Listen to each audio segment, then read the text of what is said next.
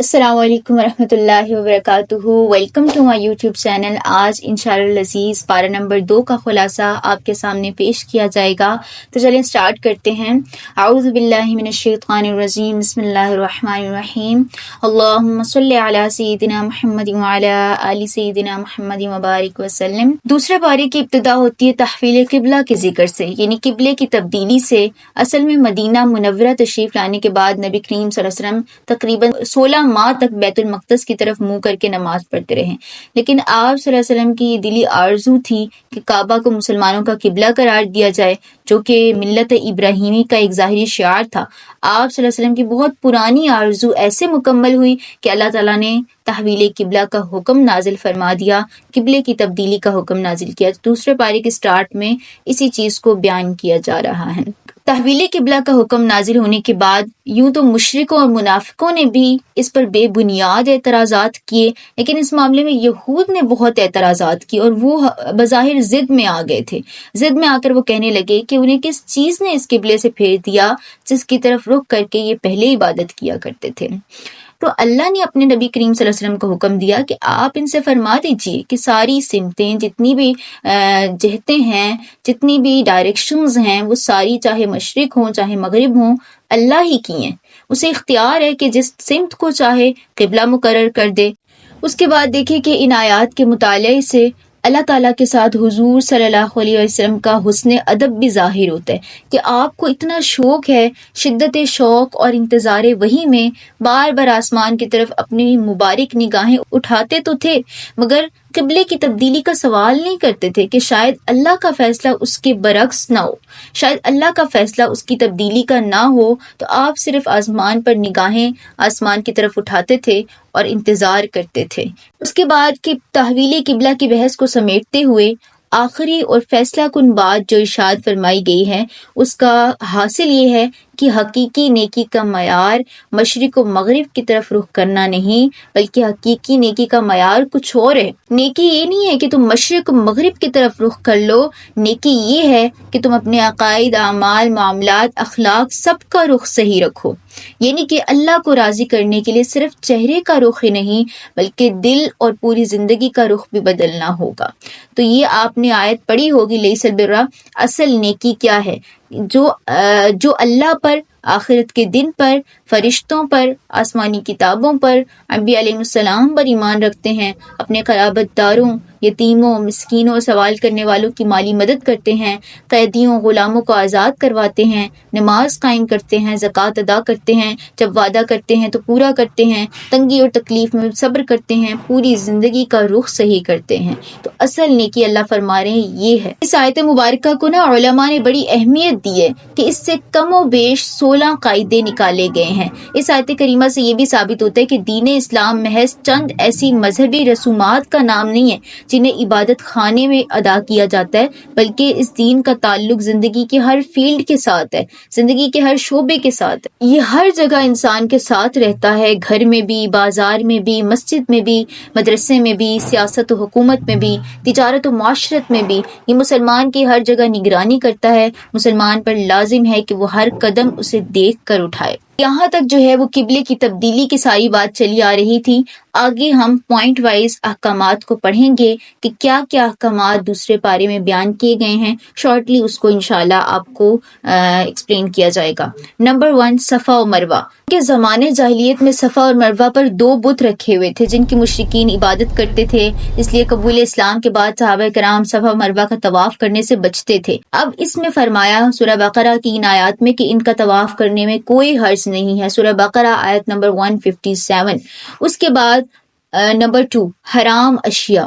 مشرکین خود بخود بعض چیزوں کو حلال اور بعض کو حرام ٹھہرا لیتے تھے اپنی طرف سے، اور اللہ تعالیٰ نے ان کا جواب دیتے ہوئے فرمایا ہے کہ حرام وہ چیزیں نہیں جنہیں تم حرام کہتے ہو، بلکہ اللہ تعالیٰ نے تو صرف ان چیزوں کو حرام کیا ہے کہ جو مردار ہیں، بہتا ہوا خون، خنزیر کا گوشت، تو یہ چیزیں اللہ نے حرام کی، اور ہر ایسا جانور جس پر اللہ تعالیٰ کے سوا کسی اور کا نام پکارا گیا ہو۔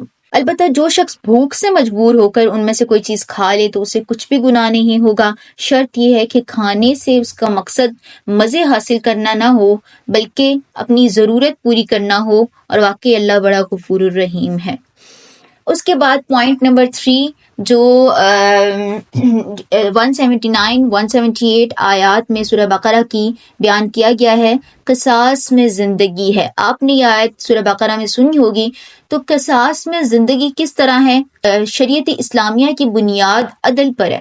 مسلمانوں پر قصاص فرض کیا گیا ہے، یعنی مقتول کے بدلے قاتل کو بھی قتل کیا جائے گا، چاہے مقتول اور قاتل کے درمیان کتنی ہی سماجی، خاندانی، مالی، جسمانی اعتبار سے کتنا فرق کیوں نہ ہو۔ تو قصاص میں زندگی ہے، کس طرح کہ قاتل کی بھی اور مقتول یعنی جس کو قتل کیا گیا ہے اس کی بھی۔ جب قاتل کو اپنے جرم کی سزا ملنے کا یقین ہوگا، اس کو پتہ ہوگا، تو وہ چاہے جتنے بھی غصے میں ہو اس کے باوجود بھی وہ اپنا ہاتھ قتل سے روک لے گا۔ اس کے رک جانے سے مقتول اور قاتل دونوں بلکہ ان کا خاندان بھی قتل و قتال سے بچ جائے گا۔ تو اس میں عدل ہے کہ اسلام نے قتل کی سزا میں رحمت اور عدل دونوں چیزوں کو جمع کر دیا ہے، کہ جو مقتول ہے کہ جس کو قتل کر دیا گیا، اس کے سرپرست، اس کے ورثاء اگر قصاص کا مطالبہ کریں تو یہ عین انصاف ہوگا۔ پھر رحمت کا بھی ذکر ہے کہ اگر معاف کر دیں یا دیت لینے پر راضی ہو جائیں تو فضل اور احسان اور رحمت ہوگی۔ اس کے بعد پوائنٹ نمبر 4 ہے وصیت۔ آیت نمبر سورہ بقرہ کی 170 ہے کہ ایسا صاحب مال جسے اپنی موت قریب آ جانے کا احساس ہو جائے، اس پر لازمی ہے کہ وہ اپنے مال کے بارے میں وصیت کر جائے۔ پوائنٹ نمبر 5 ہے روزے کا مقصد، کہ ہر عاقل بالغ مسلمان پر روزے فرض ہیں۔ روزے اگر واقعی تمام آداب کا لحاظ رکھتے ہوئے رکھے جائیں تو انسان میں تقوی پیدا کرنے کے ساتھ ساتھ انسانی احساسات بھی اس میں بیدار ہونا شروع ہو جاتے ہیں۔ پھر دیکھیں کہ جس مہینے میں روزے فرض کیے گئے ہیں اسے یہ خصوصیت اور فضیلت بھی حاصل ہے کہ اس میں قرآن جیسی عظیم الشان کتاب نازل ہوئی۔ مسافروں اور بیماروں کو روزہ چھوڑنے اور قضا کرنے کی اجازت ہے۔ آیت نمبر 183 سے لے کر 185 تک اس کا بیان ہے۔ اس کے بعد پوائنٹ نمبر 6 رمضان اور مباشرت، کہ رمضان کی راتوں میں بیوی کے ساتھ راتوں میں جمع کرنا جائز ہے، ہم اسے دن میں جائز نہیں ہے۔ اس کے بعد پوائنٹ نمبر 2 اعتکاف کی حالت میں نہ رات کو جائز ہے نہ دن میں جائز ہے۔ یہ سورہ بقرہ کی آیات 186 187 میں اس کا ذکر ہے۔ اس کے بعد پوائنٹ نمبر 7 ناجائز کمائی، کہ کسی بھی باطل اور ناجائز طریقے سے مال کمانا جائز نہیں ہے، چاہے وہ جوا ہو، چوری ہو، ڈاکہ، غصب، رشوت، سودی کاروبار ہو یا خرید و فروخت کے ناجائز طریقے ہوں۔ آیت نمبر 188۔ اس کے بعد پوائنٹ نمبر 8 قمری تاریخ، چاند کی جو تاریخ، چاند کا اعتبار جو کیا جاتا ہے، قمری تاریخوں کا استعمال کرنا فرض کفایہ بھی ہے اور اسلامی شعار بھی ہے۔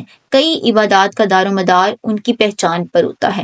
ظاہر ہے جب رمضان مبارک سٹارٹ ہوتا ہے پھر ہم نے روزے رکھنے ہوتے ہیں، اس کا چاند دیکھنا، یہ سارا، تو کئی عبادات کا دار و مدار ہماری ان قمری تاریخوں کی پہچان پر ہوتا ہے۔ اس کی پہچان بھی ہمارے لیے ضروری ہے، اسلامی مہینوں کا بھی ہمیں پتہ ہونا چاہیے، ٹھیک ہے۔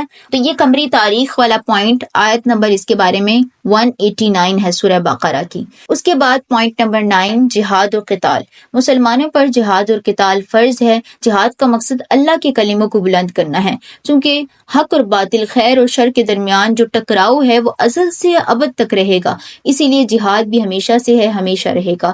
پوائنٹ نمبر 10 اسلام کے ارکان میں سے ایک اہم رکن حج بھی ہے۔ حج کا مقصد جو ہے وہ اللہ تعالیٰ چاہتے ہیں کہ پوری دنیا سے مسلمان سال میں ایک بار مساوات کا عملی مظاہرہ کرتے ہوئے، برابری کا، کیا کالا کیا گورا، سب عملی مظاہرہ کرتے ہوئے مساوات کا بلد حرام میں جمع ہوں، وہاں اس کے بتائے ہوئے طریقے کے مطابق حج کے مناسک اور اعمال ادا کریں۔ پھر اس میں احرام کا ذکر آ جاتا ہے کہ حج کا احرام چند خاص مہینوں میں باندھا جاتا ہے۔ عمرہ کہ البتہ عمرہ پورے سال میں کسی بھی وقت کیا جا سکتا ہے۔ پھر حج میں خرید و فروخت کا ذکر ہے کہ حج کے دنوں میں تجارت اور خرید و فروخت جائز ہے۔ اس کے بعد حج کی بدعات کو ذکر کیا جا رہا ہے کہ زمانے جاہلیت میں مشرکوں نے بہت سی نئی رسومات اور بدعات کا اضافہ کر لیا تھا، جن میں سے ایک بدعت یہ تھی کہ قریش مزدلفہ میں ہی ٹھہر جاتے تھے اور میدان عرفات میں جانا اپنی توہین سمجھتے تھے۔ انہیں حکم دیا گیا کہ وہ بھی عام لوگوں کی طرح عرفات جا کر واپس آئیں۔ اسی طرح پھر دوسری بدعت کیا تھی؟ مشرکین مینا میں جمع ہو کر آباء و اجداد کے مفاخر بیان کیا کرتے تھے کہ ہمارا نسب تو بڑا اعلیٰ قسم کا ہے، اپنے آباء و اجداد کے فخر بیان کرتے تھے۔ تو انہیں کہا گیا ہے کہ وہ آباء کی بجائے اللہ کا ذکر کریں۔ یہ بیان جو ہے وہ سورہ بقرہ کی آیت نمبر 196 سے 200 تک ہے۔ اس کے بعد پوائنٹ نمبر 11 ہے انفاق فی سبیل اللہ۔ اس ضمن میں بتایا گیا ہے کہ اہمیت اس بات کو حاصل نہیں ہے کہ کیا خرچ کیا جاتا ہے، اصل اہمیت اس بات کو حاصل ہے کہ کہاں خرچ کیا جاتا ہے، کس نیت سے خرچ کیا جاتا ہے۔ لہذا اللہ کے دیے ہوئے جان و مال پر صحیح جگہ پر خرچ کرنا ضروری ہے۔ آیت نمبر 215۔ اس کے بعد پوائنٹ نمبر 12 ہے مرتد کی سزا بیان کی گئی ہے کہ جو شخص مرتد ہو جائے، دین اسلام سے پھر جائے، اس کے سارے اعمال باطل ہو جاتے ہیں، وہ جہنم کا حقدار ہو جاتا ہے۔ دنیا میں اس کی سزا یہ ہے کہ اگر وہ سمجھانے کے باوجود باز نہ آئے تو اسے قتل کر دیا جائے، جو کہ حکومت کی ذمہ داری ہے۔ آیت نمبر 217۔ پوائنٹ نمبر 13 ہے شراب اور جوا۔ شراب اور جوئے میں اگرچہ بہت سے ظاہری فائدے ہیں لیکن ان میں نقصانات زیادہ ہیں، اور ان کے نقصانات ان کے فائدوں سے زیادہ ہونے کی وجہ سے اس کو حرام قرار دیا گیا ہے کہ وہ زمین میں فتنہ و فساد برپا کر دیتی ہے، اور بہت سے اس کے نقصانات کہ وہ عقل کو زائل کر دیتی ہیں۔ شراب کو نبی کریم صلی اللہ علیہ وسلم نے ام الخبائث یعنی خباثتوں اور گناہوں کی جڑ قرار دیا ہے۔ سورہ بقرہ آیت نمبر 219۔ پوائنٹ نمبر 14 ازدواجی زندگی کہ بعض بیماریوں کا، بعض چیزوں کا ذکر کرنے کے بعد اب آگے خاندانی مسائل بیان کیے جا رہے ہیں، کیونکہ خاندان ہی ایک اچھے معاشرے کی بنیاد بنتا ہے۔ ان مسائل کی ابتدا ازدواجی تعلقات سے کی جا رہی ہے، تو اس سلسلے میں پہلا حکم نکاح کا دیا گیا ہے۔ مشرک مرد اور عورت سے نکاح کرنا کہ مشرک مردوں اور عورتوں سے کسی صورت بھی نکاح جائز نہیں ہے، سورہ بقرہ آیت نمبر 221۔ نمبر 2 کتابی عورت سے نکاح، البتہ اہل کتاب عورت سے مسلمان مرد کا نکاح ہو سکتا ہے۔ نمبر 3 مسلمان عورت سے نکاح، بہتر یہی ہے کہ کتابیہ کے ساتھ نکاح کرنے کے بجائے مسلمان عورت سے نکاح کیا جائے۔ اب دیکھیے قرآنی حکم سے یہ نقطہ سمجھ میں آتا ہے کہ اسلام میں ازدواجی رشتے کی بنیاد دین پر ہے، حسب، نسب، حسن و جمال پر نہیں ہے۔ یہ چیزوں تو عارضی ہیں، نہ ہی یہ حقیقی سکون ہے، اور نہ ہی راحت کے ضامن ہے، اور نہ ہی خوش نصیبی کا باعث ہیں۔ ازدواجی زندگی کے سفر میں نیک، خوف خدا رکھنے والا ساتھی سفر کے بہت سے مرحلوں کو آسان کر دیتا ہے۔ اسی لیے نبی کریم صلی اللہ علیہ وسلم نے نیک خاتون کو قیمتی خزانے سے تعبیر کیا اور بہترین متاع قرار دیا ہے۔ اس کے بعد پوائنٹ نمبر 15 ہے حالت حیض اور جماع۔ حالت حیض میں کون کون سی چیزیں جائز ہیں اور کون سی ناجائز ہیں؟ نمبر 1 جو جائز نہیں ہے، حالت حیض میں بیوی کے ساتھ مباشرت جائز نہیں ہے، ہم بستری جائز نہیں ہے، کیونکہ حیض کے خون میں ایسی نجاست اور جراثیم ہوتے ہیں جن کی وجہ سے میاں اور بیوی دونوں کی صحت خطرے میں پڑ سکتی ہیں۔ نمبر 2 جو چیزیں جائز ہیں، البتہ آپس میں بوسہ وغیرہ، اٹھنے بیٹھنے اور اکٹھے کھانے پینے کی اجازت ہے۔ اب دیکھیں یہودی ان چیزوں کی بھی اجازت نہیں دیتے تھے، اور نصارہ جو ہیں وہ حالت حیض میں، پیریڈز کی حالت میں جماع کرنا بھی برا نہیں سمجھتے تھے، وہ اس کو بھی لائٹ لیتے تھے۔ تو اسلام نے جو ہے وہ اعتدال کی روش اختیار کی ہے، بہت سارے معاملات کی طرح حیض کے معاملے میں بھی درمیانہ راستہ اختیار کیا، درمیانی راہ اختیار کی ہے۔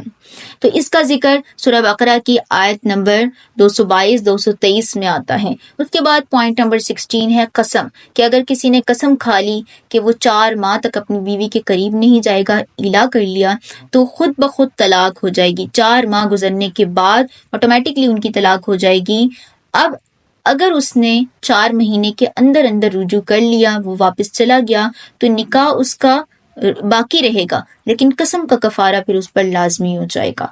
پوائنٹ نمبر 17 طلاق کا ذکر ہے کہ سورہ بقرہ میں جتنی تفصیل کے ساتھ طلاق، عدت، رضاعت کے مسائل بیان کیے گئے ہیں، اتنی تفصیل کے ساتھ کسی دوسری صورت میں بیان نہیں کیے گئے۔ تو اس سلسلے میں یہ جان لینا ضروری ہے کہ اللہ کی نظر میں طلاق کے قابل نفرت ہونے کے باوجود مخصوص حالات، مجبوریوں کی بنا پر طلاق کی اجازت دی گئی ہے، کیونکہ بعض اوقات میاں بیوی میں سے کوئی ایک ایسا ہوتا ہے جو اپنی بد اخلاقی، بد کرداری، باغیانہ رویے کی وجہ سے گھر کو جہنم بنا دیتا ہے اور سکون نام کی چیز نہیں ہوتی، تو ایسی صورت میں طلاق کے علاوہ کوئی چارہ نہیں رہتا۔ اسلام نے طلاق کی اجازت دینے کے ساتھ بہت سی اصلاحیں بھی فرمائی ہیں۔ وہ اصلاح کیا ہے کہ زمانے جاہلیت میں طلاق کا کیا طریقہ کار ہوتا تھا؟ तलाक की कोई हद मुकर्रर नहीं थी, 100 तलाक़ें देकर भी वापस उसी बीवी के पास चले जाते थे। तो इस्लाम में तलाक का क्या तरीका है कि एक तलाक के बाद रुजू किया जा सकता है, 2 तलाकों के बाद भी वापस जाया जा सकता है, रुजू किया जा सकता है, मगर तीसरी तलाक के बाद रुजू की कोई सूरत बाकी नहीं रहती। उसके बाद पॉइंट नंबर 18 है महर, कि शोहर ने महर की सूरत में बीवी को जो कुछ दिया हो उसे वापस लेने की बिल्कुल इजाज़त नहीं है। खुला की सूरत में इजाज़त होगी, क्योंकि वो औरत मुतालबा करती है, औरत इस शर्त पर पूरा महर या उसका कुछ हिस्सा वापस देने के लिए आमादा हो कि उसे तलाक दे दी जाए। ठीक है, तो खुला के लिए मियाँ और बीवी की रजामंदी जरूरी है, सूरह बकरा आयत नंबर 230। उसके बाद पॉइंट नंबर 19 हलाला, अगर तलाक याफ्ता औरत किसी दूसरे मर्द से निकाह कर ले मगर किसी वजह से उसके साथ भी निभा ना हो सके, किसी वजह से उसके साथ भी वो नहीं रह सके, तो वो उससे तलाक लेने के बाद पहले शोहर से निकाह कर सकती है, इसे हलाला कहा जाता है। तो आजकल हलाला के नाम पर जो ड्रामा किया जाता है उसके करने वाले और कराने वाले दोनों पर हदीस में लानत की गई है। फिर पॉइंट नंबर 20 है रुजू, के तलाक के बाद औरत को सिर्फ अजियत पहुंचाने के लिए वापस उसकी तरफ जाना, रुजू करना जायज नहीं है, आयत नंबर 231 के बाद पॉइंट नंबर 21 रज़ाअत, चूंकि इस्लाम अदल और एहसान का दीन है जो किसी पर भी जुल्म की इजाज़त नहीं देता, चाहे वो बच्चा हो, बड़ा हो, मर्द हो या औरत हो, इसलिए इस्लाम ने दूध पीते बच्चों के हुकूक भी बयान किए हैं। आज तो पूरी दुनिया में ढिंडोरा पीटा जा रहा है कि माँ के दूध का कोई भी नेमल बदल नहीं, मगर इस्लाम ने उस वक्त माओं को अपने बच्चों को दूध पिलाने का हुक्म दिया था जब पूरी दुनिया जहालत की तारीकी में डूबी हुई थी। माँ के दूध की अफादियत, माँ के दूध का जो फायदा था वो किसी को पता ही नहीं था। और अगर बिलफर्ज मियाँ बीवी में जुदाई वाक़या हो जाए तो भी दूध पीते बच्चे की परवरिश, उसे दूध पिलाने का ज़्यादा हक माँ को हासिल है। तलाक और जुदाई की सज़ा मासूम को देना जायज़ नहीं, आयत नंबर 233। उसके बाद पॉइंट नंबर 22 है इद्दत, कि तलाक हो जाए या शोहर की वफ़ात का सानिया पेश आ जाए, दोनों सूरतों में औरत पर इद्दत लाजमी है। तलाक की इद्दत क्या है कि तलाक की सूरत में इद्दत की मुद्दत जो है, ड्यूरेशन, वो 3 पीरियड्स है। उसके बाद वफात की इद्दत, कि जब शोहर की वफात हो जाए तो वफात की सूरत में इद्दत की मुद्दत 4 माह और 10 दिन है, सूरह बकरा आयत नंबर 228 to 34। ठीक है, उसके बाद पॉइंट नंबर 23 ज़माने इद्दत में पैगाम निकाह भेजना, कि जो औरत ज़माने इद्दत में हो, अभी इद्दत के ज़माने में हो, उससे निकाह के बारे में अहद व पैमान लेना मना किया गया है। वादा लेना या अहद व पैमान करना, अलबत्ता दिल में ख्वाहिश रखना, इशारे किनारे में अपनी ख्वाहिश का इजहार करने की इजाज़त है, सूरह बकरा आयत नंबर 235। उसके बाद पॉइंट नंबर 23 है जिहाद, कि इसमें जिहाद का हुक्म दिया गया है। अल्लाह के कलमे को बुलंद करने के लिए कुरान करीम में जिहाद पर बड़ा जोर दिया गया है और मौत के डर से जिहाद से भागने वालों की शदीद मजम्मत की गई है, उनको डांट डपट की गई है। बाज़ मकामात पर इस हवाले से पिछली उम्मतों के किस्से भी बयान किए गए हैं। तो यहाँ पर दूसरे पारे के इख्तिताम पर भी 2 किस्से जिक्र किए जाते हैं। पहला ताउन का किस्सा है कि ऐसी कौम का ये किस्सा जो ताउन की बीमारी फैल जाने के बाद मौत के डर से घरों को छोड़कर भाग खड़ी हुई थी, लेकिन ये भागना मौत से उनको नहीं बचा सका। तो इस किस्से से ये सबक मिलता है कि कोई तदबीर इंसान को तकदीर से नहीं बचा सकती।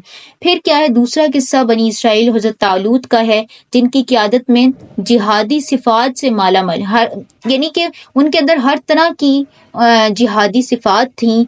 थोड़े से लश्कर ने अपने से कई गुना बड़े लश्कर को शिकस्त दे दी थी। लश्कर थोड़ा था और आगे तादाद इतनी ज्यादा, लेकिन उन्हें शिकस्त दे दी गई। फिर आखिर में बताया गया कि नबी करीम सल्लल्लाहु अलैहि वसल्लम की ज़बान अक़दस से पिछली कौमों के इतने सालों सदियों पुराने वाक़यात इस बात की दलील हैं कि आपका राब्ता उस ज़ात से है जिसकी नज़र से तारीख की कोई कड़ी भी ओझल नहीं है। जो काफिर आपकी नबूवत का इनकार करते हैं वो उनके लिए ये दलील काफी है। ठीक है, और फिर ये कि आप सल्लल्लाहु अलैहि वसल्लम वाकई सच्चे रसूल हैं, इसलिए इस किस्से के आखिर में फरमाया गया ये अल्लाह की आयतें हैं जो हम आप सल्लल्लाहु अलैहि वसल्लम को ठीक ठीक पढ़कर सुनाते हैं और बिला शिबा आप हमारे रसूलों में से हैं, आयत नंबर 252। और इसी आयत पर दूसरे पारे का इख्तिताम हो जाता है। तो इंशाअल्लाह अज़ीज़ नेक्स्ट पारा हम कल से स्टार्ट करेंगे। उम्मीद करती हूँ कि आपको तमाम बातें क्लियरली समझ में आ गई होंगी। अगर कुछ पूछना हो कमेंट बॉक्स में आप पूछ सकती हैं।